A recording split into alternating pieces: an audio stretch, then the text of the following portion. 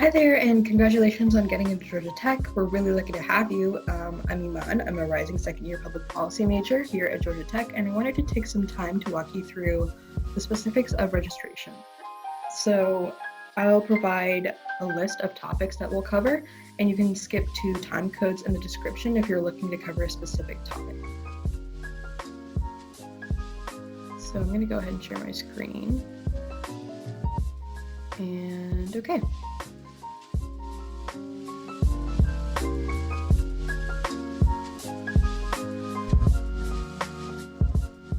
So first off, registration usually occurs during FASET, and FASET stands for the Familiarization and Adaptation to the Surrounding and Environs of Tech, and it's just a really fancy way to say orientation.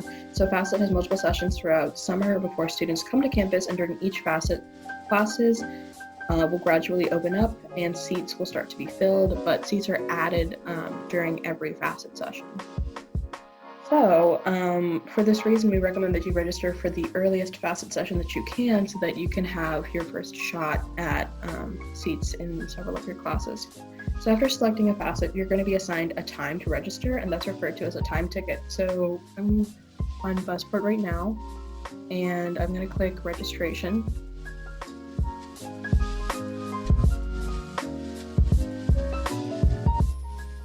So Buzzport is the central locus for all things Georgia Tech. You have a tab for registration, the bursar's office, which is where you'll pay your tuition once your financial aid letter drops. It has a schedule of classes, which is once you register, you can select a term and see your schedule. You can update your emergency contacts, all of that.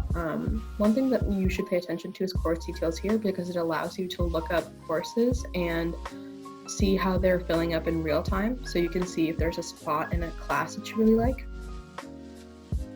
This is Canvas, DegreeWorks, and we'll be going through some of those a little bit later.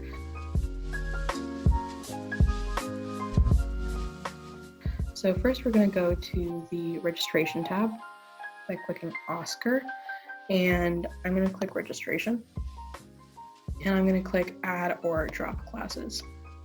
And my term is going to be for fall 2020.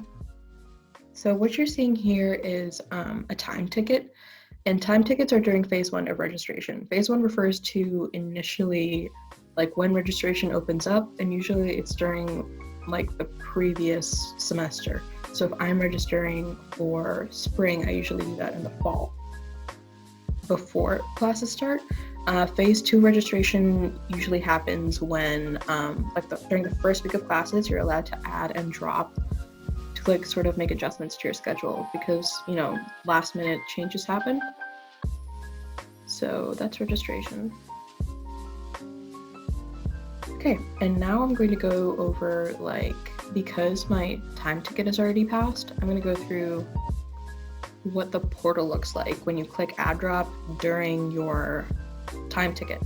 So this is what your worksheet will look like. So as you can see here, there's a button at the bottom. I'm going to move this a little bit. There's a button at the bottom that says register, add to worksheet, new search. And new search will basically use the same mechanism as the course details lookup, where you can manually search for a specific class. But what we recommend that you do is that you go and you look for the CRN, which stands for course registration number, and you look them up beforehand so that you can add them to your worksheet all at once. So you're just going to see some information about the classes here, like the course registration number, the subject, which specific course number it is, and the section. These are two different things. So you can have multiple sections within a specific course if it's a really common freshman class like CS 1310. That's going to have multiple sections. So depending on which section is open, you can register for that one. Also, one thing that you might want to look at is going to be the time that it's offered. Different sections are offered at different times. This right here tells you which days it's offered. This is the number of credit hours. And then if you go over here, you're going to see a bunch of numbers about real-time data of the class and how it's being filled. CAP stands for capacity. ACT stands for the actual number of people who are in the class. Remaining gives you the remaining number of seats. There's a waitlist cap here, and then the number of people in the waitlist. and then how many spots are remaining on the wait list. So this one, the instructor is TBA, so to be assigned, whereas this one has an instructor, and that's also reflected in the section title. It's not always that way, but sometimes it is. And then it'll tell you where it's located. So that's that. After, yes. So one helpful tip is to go to the GT catalog. So you're going to go back to Buzzport, and then you're going to click course details. So this is the catalog. And then I'm going to select 2020. You can basically look up your classes. So I'm a public policy major. So I'm going to go down to public policy. I passed it. Okay, there we go. And I'm going to look up my policy analysis course. So I can click it right here. And as you can see, I can find like a breakdown. I'm going to click sections. And there's only one section because my major is fairly small, and they offer usually like one section of each core class. So this will give you more of the specifics. It gives you the instructor, the lecture type, the date range, all of that information that you saw earlier on in AdDrop. But one thing that you should pay attention to that you can't find on Courseoff or other sort of schedule building things is the CRN. So I recommend that like you write down the CRNs of all the classes that you want to take and all the specific sections that you want to take classes in. And then once you have that written down or in a space on your computer, you can copy paste them into your worksheet.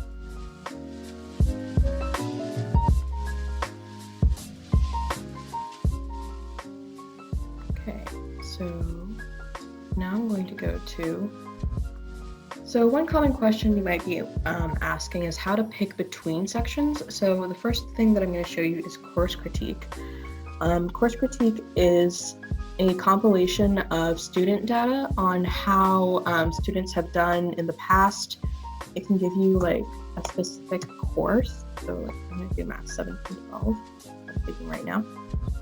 And as you can see, you have this like really nice breakdown of like the average GPA, what the grade distribution was like, and then like this is the course as a whole. So as a whole, approximately 32% of the students in a course will get the A, another 27% will get a B, and so on and so forth. If you click on a specific section or a specific feature, you can click it there, and then you can look at the section, the term that they taught this in, so that's where they're pulling their data from, and then this is the grade breakdown of how students did in that class. So I'm going to go back to the home page. You can also do this with professors. So I'm going to look at my department chair, and you can click. And then as you can see, you have a series of courses, and then how the grade breakdown for each of those courses ranges. So like if I'm in this class, I'm more likely to get an A than I am in like this class. So that's something to note.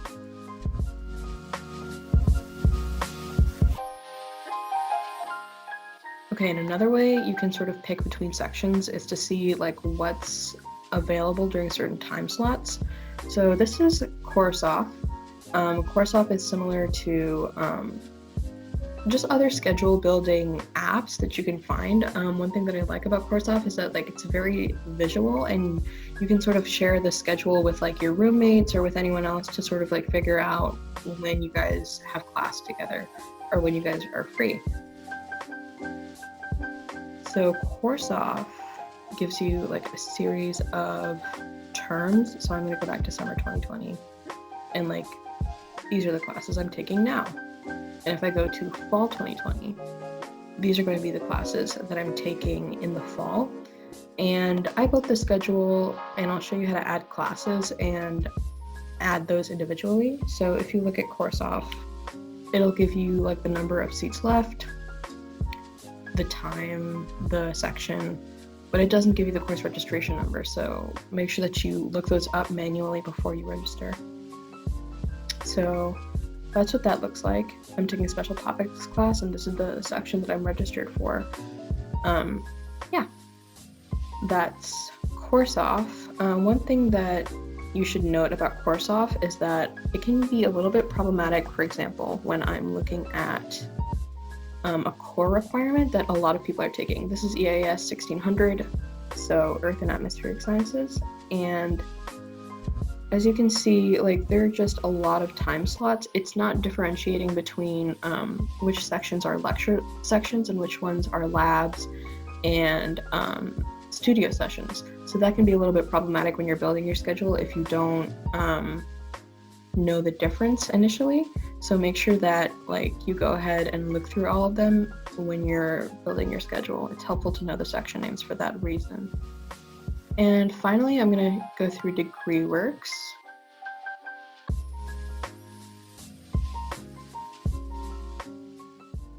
Okay, so I like DegreeWorks because it shows you all of your requirements in a really neat and orderly fashion. So I'm going to cover that up because that's my personal information. But yeah, it'll give you your classification, your GPA, and like whether or not you're in good academic standing, and then like it has all this information as well. Okay, so yeah, these are going to be a list of in-progress courses. In progress refers to things that you're registered for. That's going to be in blue. And these are going to be like what you've already done. So if you're going from high school to college, you can log into DegreeWorks real quick and see which of your requirements are filled by like AP tests that you took, or maybe dual enrollment if you did that. So again, blue stands for in process, green stands for completed, and red stands for what I still need. But the good thing about DegreeWorks is that you can really see like a breakdown of your options. So here I can do like one class in EAS 1600 to fulfill this credit. If I chose this option, it would stipulate that I have to take 2 classes instead of 1. So yeah, it also gives you information about like how things were satisfied if you did take the AP test in high school. And one thing that I also have to do is take science, computing, and engineering electives. This is really nice because it gives you a breakdown of all of the available course options, and if I click it, over here it'll give me a brief description of the course. And then that'll give me like information I need to like plug this into Course Critique or plug it into Courseoff to figure out whether or not I should take it.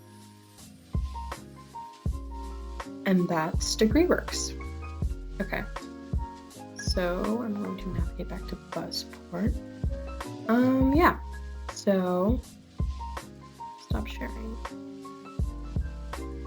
That's how registration works. I wanted to go through the nitty-gritty because I noticed that there weren't a lot of videos detailing the specifics of going into Buzzport and into the portal to register for classes, because like manually adding them takes a long time. So I hope that helped. Again, the time codes are going to be available in the description if you want to scroll to a specific point and find more information on a specific topic. Bye, y'all.